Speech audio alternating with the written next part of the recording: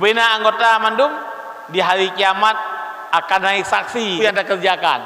4. Di hadapan manusia mandum. Ya.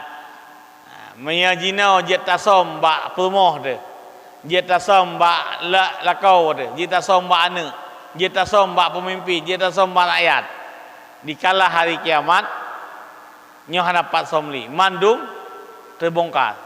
Mandum anggota dia saksi di atas pu yang akan dikerjakan. Satu kata-kata tak ucapkan, tetap malaikat yang menulis dipertanggungjawabkan. Satu perbuatan yang dia kerjakan dipertanggungjawabkan.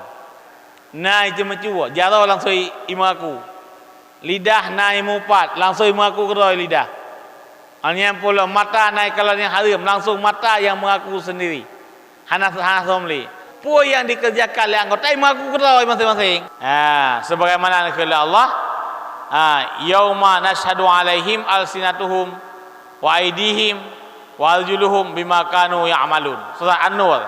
Pada hari kiamat akan naik saksi di atas kamu oleh segala lisanmu, lisan mereka itu, dan tangan mereka itu, dan kaki mereka itu, dengan apa yang dikerja oleh mereka itu.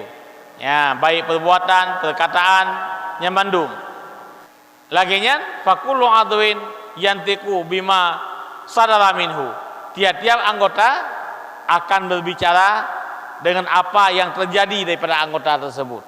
Di hari kiamat Allah berikan kesanggupan anggota tubuh untuk berbicara sebagaimana mulut bisa berbicara di dunia. Mandum kaji pegahaba, mandum kaji pegahaba, mandum je mengaku, mandum je esasi, mandum je mengadu kepada Allah.